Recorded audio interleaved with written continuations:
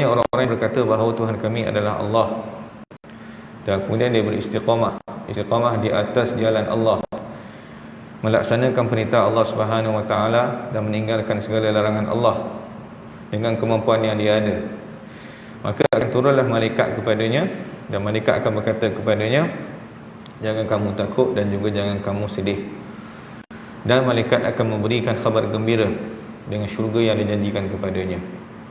Tuan-tuan, bila malaikat ini turun? Malaikat ini turun bila mana kita semua ni akan mati. Bila mana orang tu nak mati, maka pada waktu itulah akan datang malaikat. Kalau kita orang istiqamah dengan perintah Allah Subhanahu Wa Taala, kita orang istiqamah dengan amalan-amalan kebaikan, sama ada solat berjemaah ataupun baca Quran ataupun zikir ataupun seumpama dengannya, maka malaikat akan turun kepada kita. Tuan-tuan, pada waktu nak mati inilah manusia dalam keadaan yang paling sedih sekali. Sebab apa? Siap difikirkan orang lain, difikirkan anak dia yang akan ditinggalkan, difikirkan isteri dia, difikirkan suami dia, difikirkan kediaman dia, rumah dia, segala kemewahan yang dia akan tinggalkan. Maka dia rasa sedih, dia akan rasa sedih. Sebab itulah bila mana dia rasa sedih, tapi Allah Ta'ala turunkan malaikat. Malaikat turun dan malaikat akan kata apa? Alla takhafu wa la tahzanu. Jangan kamu takut. Takut apa? Takut tempat yang kamu nak pergi ni, jangan takut dan jangan sedih. Sebab apa? Sebab kata malaikat, wa abshiru, bergembiralah bil jannah, dengan syurga, allati kuntum tu'adun, yang dijanjikan oleh Allah Subhanahu Wa Taala kepada kamu. Jadi pada waktu tu malaikat akan tunjukkan tempat kita dalam syurga ni, tempat kamu dalam syurga ni. Masa tu kita pun dah tak risau dah, tak sedih dah. Sebab tu tengok tuan-tuan, sebahagian orang yang meninggal dunia kan, kita tengok muka dia bersih, senyum dia. Sebab barangkali dia melihat gambaran syurga yang digambarkan oleh malaikat, yang dijanjikan oleh Allah Subhanahu Wa Taala kepada dia. Gambarannya mudah tuan-tuan. Gambarannya contohkan macam kita, anak-anak kita kan nak pergi sama belajar, tempat yang barangkali kita tak pernah pergi pun. Kita tak pernah pergi tempat tu, kita risau, anakku ni nak duduk kat mana ni, nak makan apa ni. Tambah-tambah barangkali tempat tu tempat overseas kan, tempat yang barangkali umat Islamnya minoriti. Kita pun bimbang anak kita ni selamat ke tidak dekat sana ni, nak makan apa dekat sana ni, macam mana nak amalkan Islam. Tiba-tiba bila nak pergi tu, kita dapat video call daripada kawan anak kita, ditunjukkan dalam video call tu, ni tempat nak macam pergi ni, okey je, tak nak.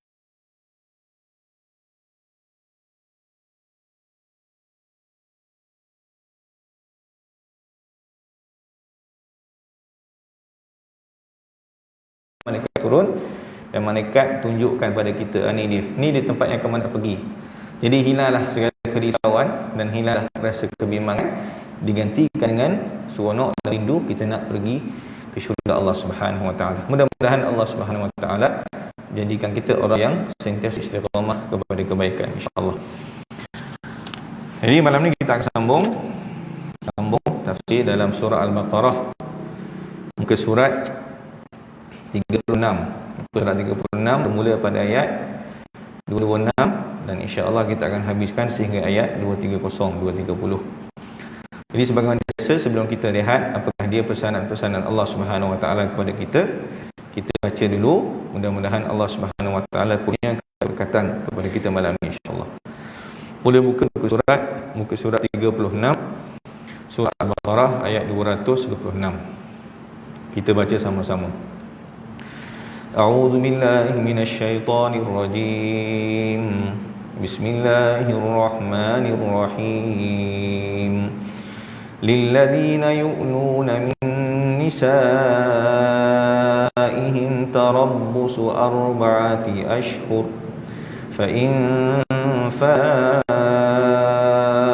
فإن الله غفور رحيم وإن عزموا الطلاق فإن الله سميع عليم والمطلقات يتربصن بأنفسهن 3 قروء ولا يحل لهن أن يكتمن ما خلق الله في أرحامهن إن كن يؤمن بالله واليوم الآخر وبعولتهن أحق بردهن في ذلك إن أرادوا إصلاحا ولهن مثل الذي عليهن بالمعروف وللرجال عليهن درجة والله عزيز حكيم الطلاق مرتان فإمساك بمعروف أو تسريح بإحسان ولا يحل لكم أن تأكلوا مما آتيتموهن شيئا إلا أن يخافا ألا يقيما حدود الله فإن خفتم ألا يقيما حدود الله فلا جناح عليهما فيما افتدت به تلك حدود الله فلا تعتدوها ومن يتعد حدود الله فأولئك هم الظالمون فإن طلقها فلا تحل له من بعد حتى تنكح زوجا غيره فإن طلقها فلا جناح عليهما أن يتراجعا إن ظنا أن يقيما حدود الله وتلك حدود الله يبينها لقوم يعلمون. Sadaqallahul azim. Jadi tuan-tuan, malam ni ayat yang kita nak baca ni, yang kita nak tengok terjemahan dan juga tafsirannya ni adalah ayat yang berkaitan dengan hukum-hukum dalam munakahat, dalam pernikah, dalam nikah kahwin. Jadi sebagaimana kita semua tahu bahawa Al-Quran ini, Allah Ta'ala turunkan ayat Al-Quran ini meliputi semua perkara yang menjadi keperluan manusia. Kalau sebelum ni kan tuan-tuan kita bincang tentang hubungan antara hubungan antara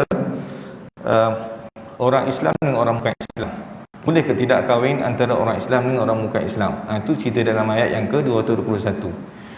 Kemudian cerita juga tentang sebelum ni, kalau tengok dalam ayat yang sebelum ni, cerita tentang apakah dia hukum arak dan juga judi. Hukumnya apa dia? Kemudian sebelum ni cerita tentang hubungan antara orang bukan Islam dengan orang Islam. Apabila orang Islam tu diserang, maka apakah dia tindakan yang perlu dilakukan oleh orang Islam? Adakah orang Islam ni dia sentiasa pemaaf? Adakah orang Islam ni maksud bila jadi orang Islam mesti tak melawan? Adakah macam tu keadaannya? Adakah bila mana orang Islam ni kita kena berlapang dada, kita kena sentiasa mengalah? Tak macam tu. Kita boleh mengalah dalam perkara peribadi, kita boleh mengalah dalam perkara yang melibatkan personal kita, tak apa. Tapi dalam bab agama kita kena pertahankan hak kita. Tuan-tuan, dalam tempoh 3-4 hari ni kan, saya rasa semua kita tahu kan isu bagaimana 3 orang kanak-kanak remaja yang cuba nak dibatalkan keislaman mereka. Kita tahulah kisah yang berlaku di Perlis, bila mana 3 orang budak ni dimasuk dalam agama Islam dengan kerelaan dia sendiri. Kemudian tiba-tiba adalah pihak yang tertentu kan, daripada parti politik tertentu, yang parti politik ini memang sejak dulu lagi dah memang sentiasa cari pasal dengan Islam. Sebahagian besarnya orang dalam tu memang macam itulah. Saya tak sebut ni, tapi yang sebutnya adalah Mufti Perlis.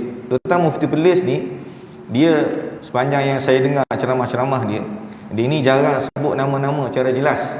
Tapi oleh kerana Hani barangkali telah melampaui kesabaran dia, disebabkan ini berkait rapat dengan negeri dia, maka disebut secara jelas parti politik mana, dan juga parti politik yang satu lagi tu yang sokong parti politik ni. Dia sebenarnya bila dalam bab agama ni tuan-tuan, bila dalam bab pertahanan agama ni, dia melampaui batasan politik. Siapa sahaja dia pun, asalkan dia orang Islam, dia kena pertahankan. Sebab itulah dalam isu ni saya kira bahawa kita, walaupun kita tak mampu nak pergi tengok, nak pergi bagi semangat pada budak-budak ni, paling tidak kita faham isu ni isu apa, dan paling tidak kita boleh sabarkan. Tuan-tuan bukalah dalam YouTube, boleh tengoklah link cerita tentang kronologi peristiwa budak dimasuk Islam, kemudian macam mana asalnya mak dia ni cerita nak ambil anak dia, tiba-tiba timbul cerita lain, kononnya anaknya ini dicolek, dan kononnya anak ni dipaksa untuk masuk dalam agama Islam. Jadi dalam bab ni tuan-tuan, dalam Quran dah sebut secara jelas dah bahawa kita ni dalam hubungan kita dengan orang bukan Islam, kita boleh buat baik pada mereka. Kita boleh buat baik pada orang-orang bukan Islam yang tidak memusuhi agama Islam. Orang bukan Islam bukanlah masalah kita. Bukanlah masalah kita orang bukan Islam. Selalu kita sebut bahawa kita boleh berkawan dengan dia, boleh pergi rumah dia, boleh minum air dengan dia, kan, boleh pergi mari dengan dia, tak ada masalah apa pun. Tapi bila mana melibatkan hak orang Islam, bila mana melibatkan hak akidah, maka kita kena pertahankan. Baik. Jadi dalam Al-Quran, sebagaimana diceritakan tentang hal kenegaraan, diceritakan tentang hukum hakam berkaitan dengan jenayah, hukum hakam berkaitan dengan jual beli, ada juga dalam Quran ni cerita tentang perkara yang berkait dengan hubungan kekeluargaan, hubungan suami isteri, sebagaimana yang akan kita bacakan pada malam ni. Baik, ayat 226 firman Allah Subhanahu wa taala, lilladzina yu'luna min nisaihim tarabbusu arba'ati ashhur fa in fa'u fa innallaha ghafurur rahim. Maksudnya kepada orang yang mengilak isterinya.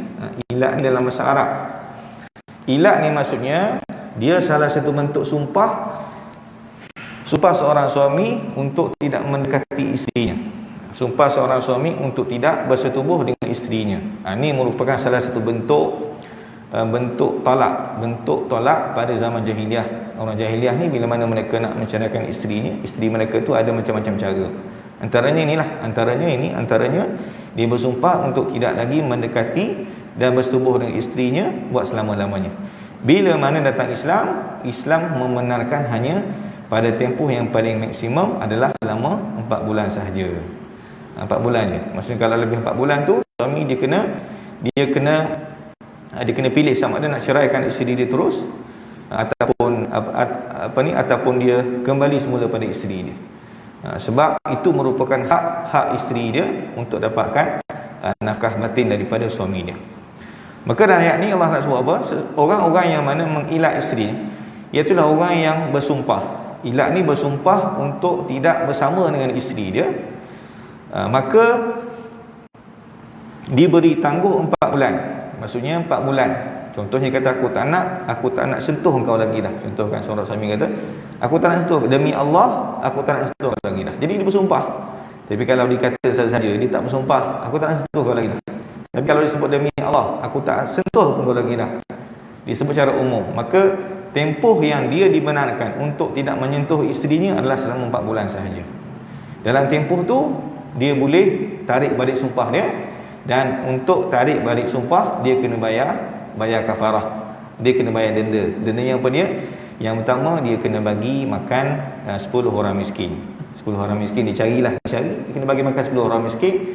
Maka dilanggar sumpah dia tu, sumpah ilak tu, langgar sumpah maksudnya dia kembali bersama isteri dia, dengan isteri dia, kemudian dia bayar kafarah. Bayar kafarah tu yang pertama, dia kena bagi makan 10 orang miskin dengan makanan yang mengenyangkan. Kalau tak mampu bagi makan, bagi pakaian. Kalau tak boleh, dia kena bebaskan seorang hamba perempuan. Jadi hamba ni tak ada dah seorang hamba, bebaskan seorang hamba. Tak ada dah hamba zaman sekarang. Dan kalau tak boleh semua tu, maka dia kena apa? Dia kena puasa selama 3 hari. Tuan-tuan, yang kita sebut ni barangkali ilak ni dalam kalangan orang Melayu ni barangkali tak berlaku lah kot.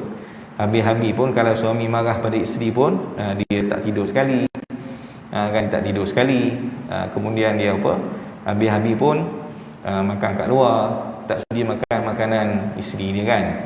Dia mengajuk macam tu je lah. Jadi jarang sangat kita dengar seorang suami ni marah sangat sampai dia bersumpah, demi Allah aku tak sentuh kau dah. Sebab sumpah-sumpah ni kebiasaannya adalah berlaku dalam kalangan orang Arab. Kita sebut dulu kan bahawa orang Arab ni sikit-sikit bersumpah dengan demi Allah, demi Allah. Dah jadi mainan bahasa dia dah. Dah jadi mainan lidah dia lah. Kita kata nak pergi tak? Demi Allah aku tak nak pergi. Kan, apa khabar kau ni? Demi Allah baik. Jadi demi Allah tu dah biasa dalam kalangan orang Arab. Jadi sikit-sikit bersumpah. Jadi yang berlaku ilak ni berlaku di zaman Nabi SAW. Bahkan Nabi sendiri pernah bersumpah tak nak dekat isteri dia selama sebulan.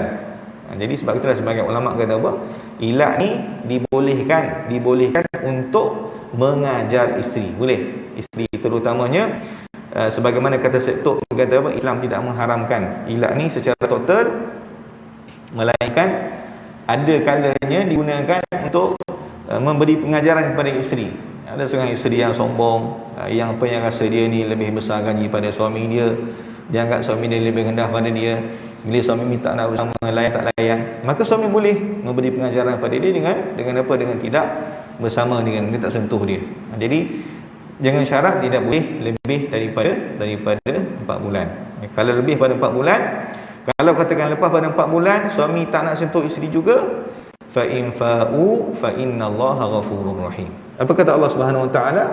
Maka sesungguhnya jika mereka kembali kepada isterinya, kembali maksudnya dia kembali bersama isteri dia, kembali sentuh isteri dia, maka Allah Taala Maha Pengampun lagi Maha Penyayang. Maksudnya Allah Taala mengampunkan dosa-dosa kekurangan yang telah berlaku antara suami isteri itu. Jadi ilak ni ada sebahagian ulama kata haram, tak boleh. Tapi ada sebahagian kata boleh, tapi dengan syarat tidak melebihi 4 bulan. Kalau lebih 4 bulan, maka suami ni dia kena ada 2 pilihan. Sama ada dia kembali semula kepada isteri dia, dia bergaul macam biasa isteri dia, ataupun yang kedua dia kena ceraikan isteri dia.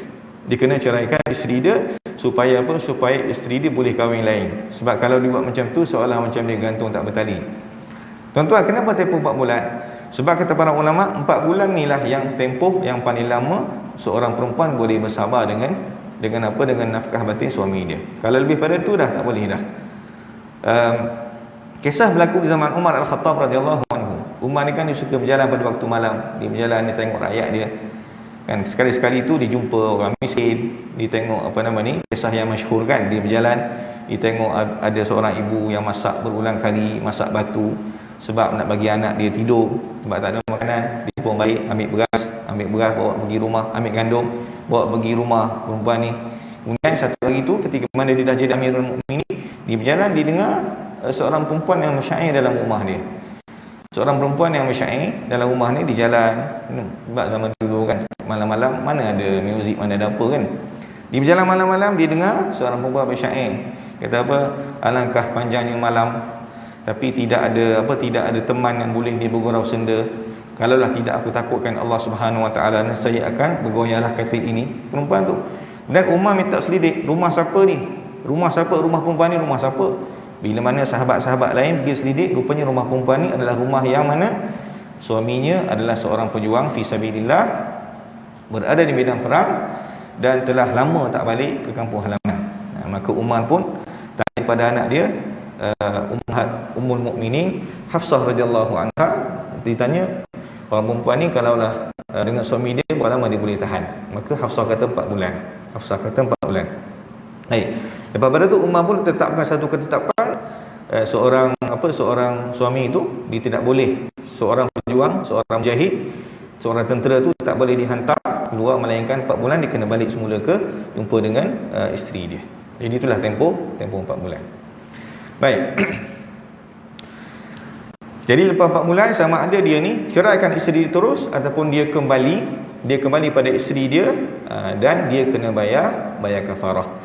Kalau dia enggan juga, dia kata aku tak nak kembali pada isteri aku tak nak bersama dengan dia dan aku tak nak ceraikan dia, maka isteri boleh bawa ke mahkamah. Isteri bawa ke mahkamah, maka hakim akan paksa suami jatuhkan talak. Kalau suami tak nak juga, hakim akan jatuhkan talak bagi pihak suami. Kemudian firman Allah Subhanahu Wa Taala lagi dalam ayat yang seterusnya, wa in azamut talaq fa innallaha sami'un alim. Kalaulah mereka berazam, mereka itu para suami berazam untuk tolak, maka sesungguhnya Allah Maha mendengar lagi Maha mengetahui. Jadi kalaulah memang tak dapat elak dah, sebab dalam hubungan kekeluargaan ni kadang-kadang biasalah hubungan suami isteri kan, ada orang yang mana Allah Ta'ala takdirkan dia hidup lama sampailah dia matikan suami isteri. Tapi ada yang mana Allah Ta'ala takdirkan dia ni hidup tak lama. Bukan hidup tak lama, dia ni hidup sebagai suami isteri tu tak lama. Dalam masyarakat kita ni, bila mana berlakunya perceraian, orang tanyakan sebab apa? Salah siapa? Orang tanya salah siapa? Kadang-kadang bukan salah siapa pun, kadang-kadang sebab tidak ada sekufu. Kadang-kadang tak ada sekufu kan. Kadang-kadang bukannya salah, bukannya ada, kadang-kadang tak boleh hidup bersama. Sebab itulah dia Islam ni menghalalkan talak. Cuma talak ni perkara yang tak disukai oleh Allah Subhanahu Wa Taala. Abghadul halal ila Allah at-talaq. Sebenci-benci perkara halal di sisi Allah Subhanahu Wa Taala adalah talak.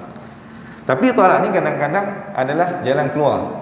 Sebab itulah Islam ni, walaupun nikah tu merupakan satu ikatan yang suci, tapi dia bukanlah satu ikatan yang tak boleh nak leraikan. Dia beza dengan ikatan akidah. Ikatan akidah ni tak boleh leraikan dah. Tapi kalau ikatan perkahwinan dia boleh leraikan. Sebab apa? Sebab sebagai jalan keluar. Kalau tengok dalam agama lain, masa saya belajar perbandingan agama dulu kan, agama Kristian, kalau kahwin tu, kalau yang asalnya memang tak boleh cerai dah. Memang tak boleh cerai dah. Sama juga kalau agama Kristian, kahwin tu kena seorang je, tak boleh lebih. Agama Islam boleh lebih. Sebab apa? Sebagai jalan keluar bagi perempuan-perempuan yang kehilangan suami, sebagai jalan keluar bagi perempuan-perempuan yang tak ada suami, mungkin umurnya dah ni kan. Jadi sebagai jalan keluar maka dibolehkan untuk orang yang bersuami berkahwin lebih pada satu. Jadi jalan keluar. Sama juga talak ni merupakan jalan keluar. Merupakan jalan keluar. Dan kita kadang-kadang kan, bila mana orang tu dia cerai, teruknya dia, kenapa jadi dalam hal ni biasanya jalan yang paling baik kan, orang tanya kenapa cerai, dah tak ada jodoh. Tak ada jodoh macam mana kan? Tak ada jodoh. Tapi dalam masa sama, pakat-pakat jaga anak. Ada seorang sahabat saya, masya-Allah, dia bagus. Dia ni dalam 3-4 bulan lepas lah, saya tak sebut nama, kalau sebut umur kena kenal kan. Dia jumpa saya, kata, Ustaz, saya dah, isteri saya minta cerai banyak kali kan. Kata kalaulah itu jalan terbaik, adalah sebab-sebab dia tu, kesalahan dia dan kesalahan isteri sama. Kalau itu jalan terbaik, pisahkanlah. Tapi dia kata dia tak boleh lupa lah isteri dia. Tapi hikmah bila dia jadi macam tu, dia semakin dekat dengan Allah Ta'ala. Dia kalau sembahyang tu sentiasa di saf yang pertama, sembahyang jemaah kat kuis tu lah. Kenapa saya tahu? Sebab saya lambat. Sebab saya lambat belakang kan. Saya nampaklah dia kat depan. Saya lambat, saya biasa kena hadang, kadang masbuk, lambat tengok dia kat depan. Saya ingat saya dalam tempoh 2 bulan ni memang tak pernah lah dia tengok kat belakang. Saya datang tu, kalau saya datang mesti dia ada kat depan. Dekat situlah tempat dia. Sebagai kata, Ustaz, saya terima ujian ni, Ustaz, saya rasa kadang-kadang risau pula. Kenapa? Kok nanti bila dah katakan isteri saya nak baik saya semula, saya jadi leka balik ke kan? Dia takut nanti bila dia dah gembira balik, dia dah happy balik, takut dia lupa balik pada Allah Ta'ala. Saya kata subhanallah, kalaulah ini niat, insya-Allah kita niat nak istiqamah tu pun dapat pahala dah. Walaupun belum tentu kita ni dapat istiqamah. Sebab itulah saya sebut banyak kali kan dalam kuliah-kuliah sebelum ni, jangan kita lupakan niat. Walaupun barangkali kita ni tak mampu nak buat, tapi kita niat sungguh-sungguh, walaupun benda kita tak ada. Ya Allah, kalau aku ni ada sekian-sekian, aku ni ada kemampuan untuk derma, nak bagi derma banyak-banyak. Niat tak apa, sebab apa? Sebab kita akan dapat pahala berdasarkan apa yang kita niatkan. Baik. Jadi kata Allah Ta'ala, kalau dah niat sangat, dah berazam sangat nak tolak, nak menjatuhkan talak pada isterinya, maka Allah Subhanahu Wa Ta'ala Sami'un, Maha mendengar perkataan mereka itu, dan Alimun, mengetahui apa yang ada dalam hati-hati para suami ini. Kemudian Allah Ta'ala nyatakan tentang peraturan bagi perempuan-perempuan yang ditalakkan oleh suami dia.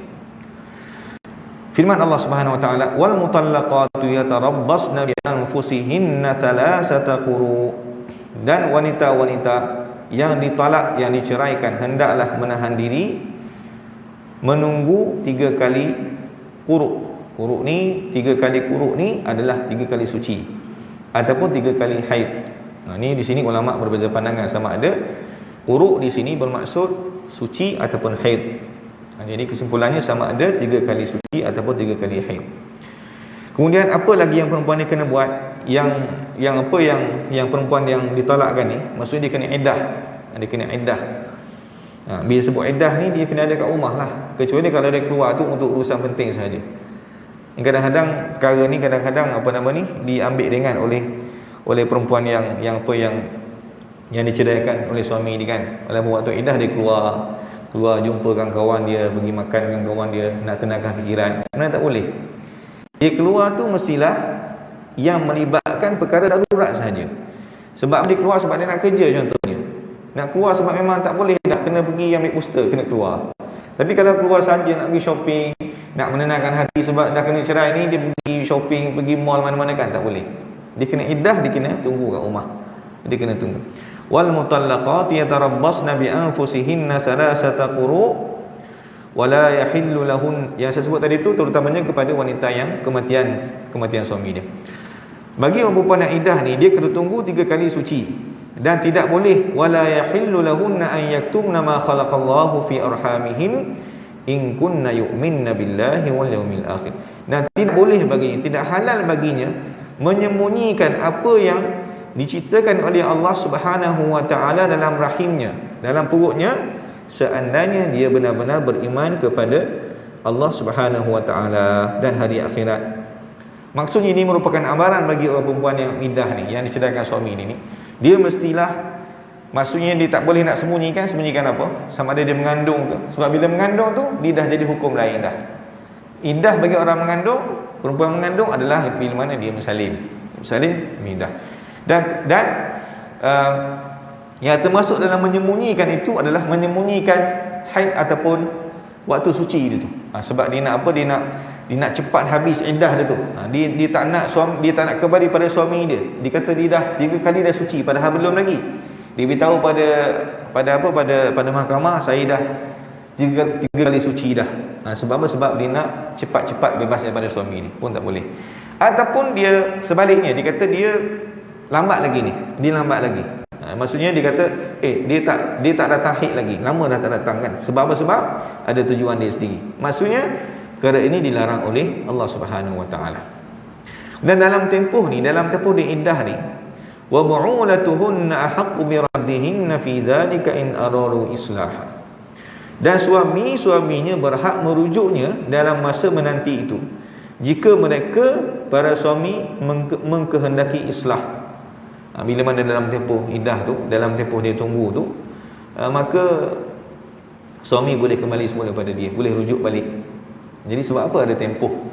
Tempoh tu panggil tempoh bertenang. Sebab barangkali kan bila mana dah kemuncak ketegangan dalam masalah rumah tangga ni, dah tak jalan lah, cerai dulu. Sebab cerai, bila mana cerai, maka barangkali isteri ni ditinggalkan di rumah suami duduk tempat lain.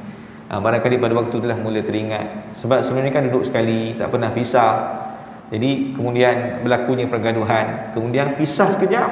Dalam tempoh itulah barangkali boleh fikir balik, isteri boleh fikir balik, suami boleh fikir balik. Akhirnya tak apalah, kita rujuk baliklah. Kita rujuk balik. Jadi rujuk balik itu adalah dengan tujuan untuk membina semula hubungan suami isteri yang telah terpisah buat seketika. Kemudian walahunna mislul ladzi 'alaihinna bil ma'ruf, dan para wanita mempunyai hak yang seimbang dengan kewajipannya menurut cara yang makruf. Maksudnya macam ni. Orang perempuan ni dia ada kewajipan kepada suami dia. Dan suami pun ada kewajipan kepada isteri. Sebab tu dah kan orang biasa sebut, kenapa perempuan ni tak berhias untuk suami? Sebenarnya perempuan juga ada hak untuk suami dia berhias untuk dia. Biasa orang hanya melihat satu sudut saja. Kan, melihat hanya suatu sudut, dia nak supaya isteri dia cantik, isteri dia lawa-lawa. Tapi sebenarnya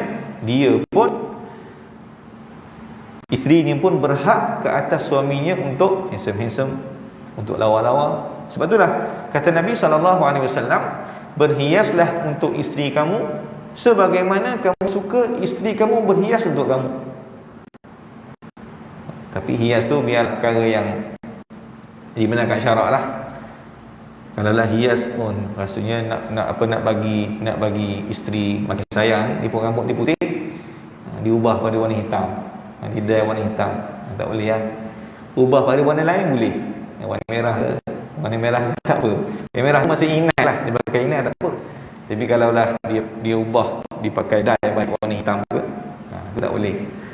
Tapi berhias dalam erti kata dia sebagaimana dia nak isteri itu berketerampilan di hadapan dia, maka dia pun samalah, ada kewajipan yang sama kepada isteri dia. Sebetulnya Rasulullah SAW, tuan-tuan, macam mana Nabi ni dengan isteri dia kan.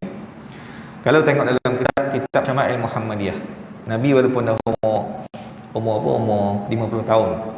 Diceritakan bagaimana Nabi SAW berlomba lagi dengan Aisyah radhiyallahu anha. Aisyah masa tu masih lagi inilah muda remaja.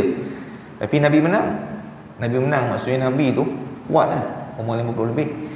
Dan kata sahabat-sahabat Nabi, dada dengan perut Nabi sama je. Dada Nabi dengan perut sama. Maksudnya kita boleh ukur lagi sendiri kan. Dada dengan perut Nabi ni sama. Maksudnya walaupun Nabi tu dah umur 50 lebih kan masa tu kan, tapi sahabat tengok tidak pernah. Maksudnya perut Nabi ni melebihi dada dia. Maksudnya kalau kita menjaga kesihatan, nak berhias untuk isteri ke, isteri berhias untuk suami ke, itu semua adalah sumber pahala yang kita boleh dapat, yang kita boleh dapat daripada menghidupkan suasana harmoni dalam hubungan rumah tangga. Kemudian firman Allah Subhanahu wa taala lagi, walirijali 'alaihinna darajah, akan tetapi para suami mempunyai satu tingkatan kelebihan daripada isterinya. Suami ada lebih pada isteri. Sebab apa lebih? Lebih sebab suami ni, dalam bab ni suami yang boleh melafazkan talak dan suami yang boleh merujuk. Suami yang boleh rujuk dan suami yang boleh lafaz talak. Lebih kat sinilah. Tapi kelebihan itu datang dengan tanggungjawab. Kelebihan datang dengan tanggungjawab. Sebab apa? Sebab bila mana kahwin, suami yang bayar mahar kepada isteri. Itu tanggungjawab. Bukan setakat bayar mahar. Bila mana kahwin, suami bertanggungjawab beri nafkah kepada isteri dia. Itu tanggungjawab. Kemudian bila mana kahwin, dah ada anak, suami bertanggungjawab beri nafkah kepada anak dia. Tanggungjawab. Jadi lebih kat sini bukanlah semata-mata lebih, tapi lebih dengan tanggungjawab. Dan kalaulah dia tidak melaksanakan tanggungjawab tersebut, maka dikira sebagai berdosa. Wallahu azizun hakim, dan Allah Maha Perkasa lagi Maha Bijaksana. Kemudian ayat seterusnya Allah Taala jelaskan talak tu berapa. Talak tu berapa yang boleh dirujuk? At-talaqu marratan. Talak yang dapat dirujuk adalah 2 kali. 2 kali saja. Diceraikan isteri dia, kemudian dirujuk, kemudian diceraikan balik, kemudian dirujuk. Fa imsakum bima'rufin au tasrihum bi ihsan. Setelah itu boleh rujuk lagi dengan cara yang ma'ruf atau menceraikannya dengan cara yang baik. Diceraikan isteri dia, dan kemudian dia boleh rujuk lagi dengan isteri dia. Diceraikan sama ada dia nak biarkan sampailah habis iddah, isteri dikahwin lain, ataupun dikahwin lagi sekali, ataupun dalam tempoh iddah tu dia boleh rujuk balik tanpa perlu kepada kahwin lain. Berapa kali perlu rujuk?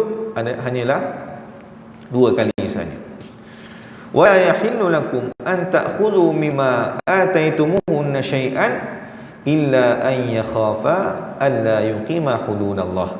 Tidak halal bagi kamu mengambil kembali dari sesuatu yang telah kamu berikan kepada mereka, kepada isteri, kecuali kalau kedua-duanya khawatir tidak akan dapat menjalankan hukum-hukum Allah. Tak boleh maksudnya suami ni minta balik mas kahwin yang telah diberikan kepada isterinya. Masa kahwin dulu kan dah bagi mas kahwin, minta balik. Tak boleh, kecuali kalau isteri itu bagi kepada suaminya sebagai hadiah, tak apa. Tapi kalaulah paksa, kalaulah minta semula, tak boleh.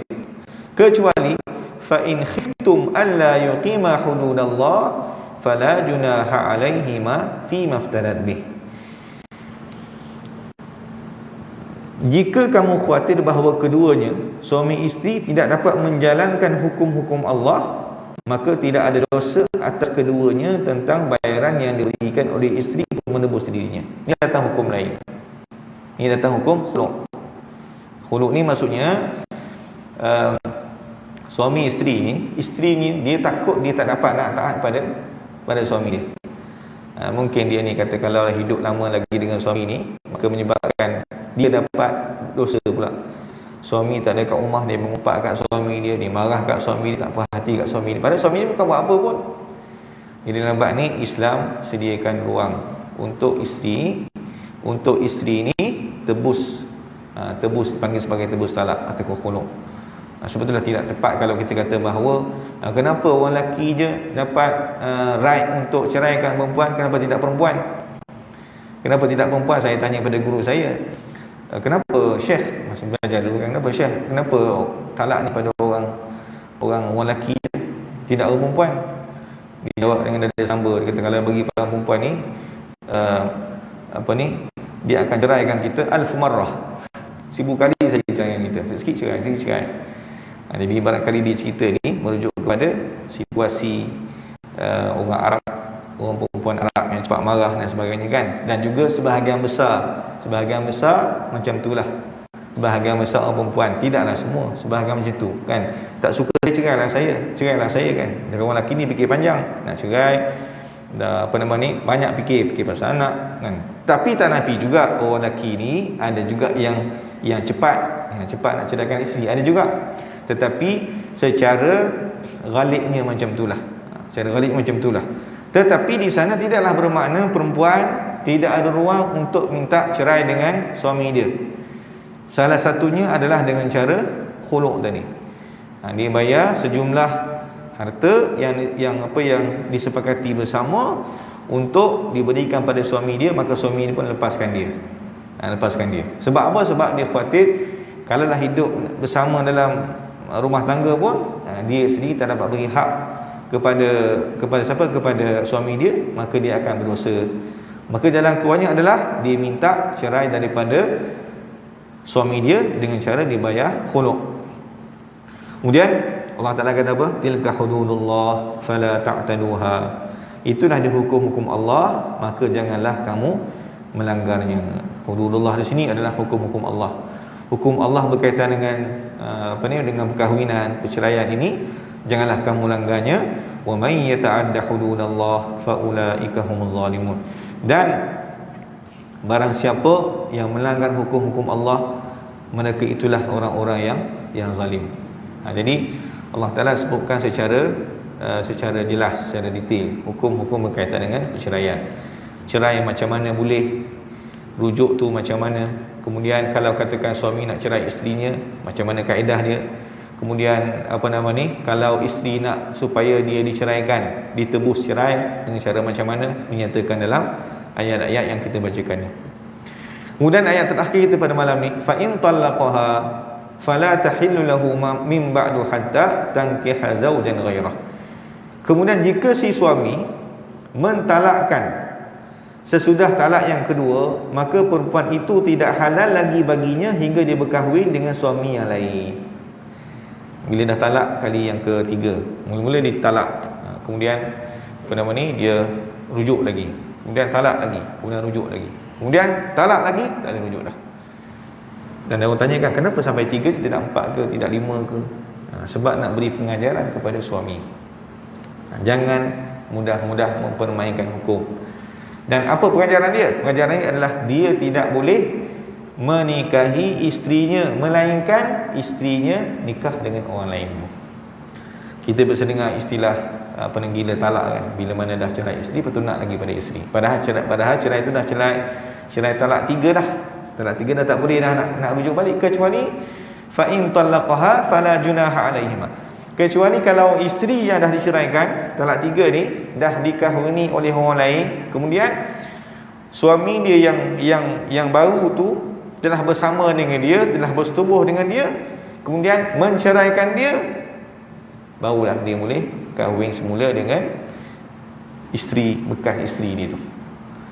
Ini Allah Ta'ala jadikan begini sebagai zajran, sebagai pengajaran kepada suami. Kau tak jaga sangat isteri kau ni, isteri kau diceraikan, orang lain kahwin dengan isteri kau, orang lain dah tidur sekali isteri kau, barulah diceraikan, barulah kau dapat balik. Sebab itulah zaman-zaman dulu kan, zaman sekarang barangkali tak ada dah. Bila mana berlakunya gila talak ni, dia dah tak dapat terima dah. Isteri yang dia sayang, disebabkan keciluparan mulut dia, diceraikan isteri talak 3 kan, kemudian isteri kahwin lain, kemudian diupah orang pula, dipanggil sebagai Cina buta kan, Cina buta kan. Saya dengar satu ceramah kata apa, orang Melayu buat hal, orang Cina jadi buta. Jadi dia buat apa? Dia upah orang supaya kahwin dengan isteri, kemudian ceraikan balik. Kahwin dengan isteri, kemudian ceraikan balik. Jadi ini adalah satu perkara yang dilarang keras oleh Nabi SAW. Nabi kata apa? Allah Ta'ala melaknat orang yang buat Cina buta ni. Maksudnya tak boleh Bahkan bila mana sebut laknat tu, dia merupakan salah satu di antara dosa-dosa besar. Dan fa in talaqaha, kalaulah suami yang kedua tu, saya ambil sikit lagi dalam 3 minit lagi.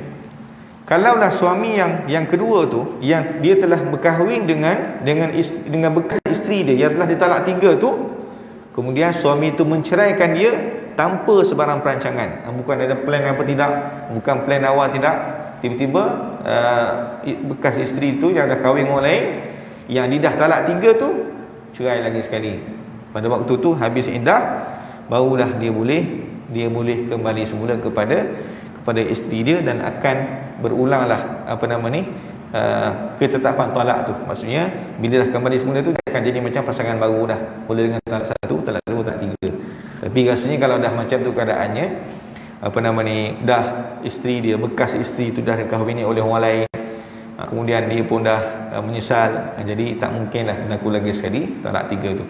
Jadi Islam tetapkan hukum ini dengan sebegini aturannya sebagai memberi pengajaran kepada para suami supaya tidak terlalu gopoh dalam rumah tangga sehingga menceraikan isterinya dengan talak 3, ataupun rujuk balik kemudian cerai balik. Jadi hukumannya adalah sebagaimana yang kita nyatakan, isteri yang telah diceraikan itu tidak akan dapat dirujuk semula melainkan setelah dikahwini dan disetubuhi oleh suaminya yang lain. Wallahu alam.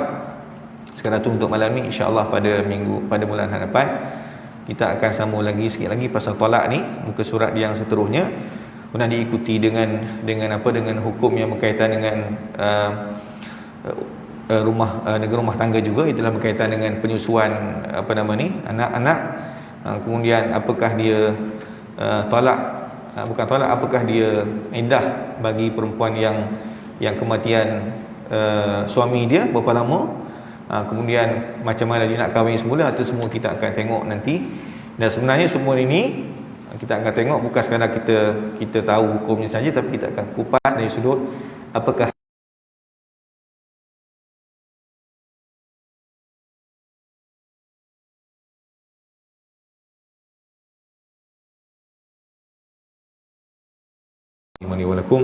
Wassalamualaikum warahmatullahi wabarakatuh.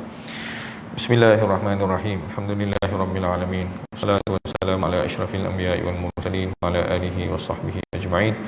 Allahumma faqihna fid din wa 'allimna at-ta'wil wahdina ila siratikal mustaqim. Allahumma arinal haqqa haqqan warzuqna ittiba'ah wa arinal batila batilan warzuqna ijtinabah. Sallallahu ala sayyidina Muhammad wa ala alihi washabbihi wasallam. Alhamdulillahirabbil alamin.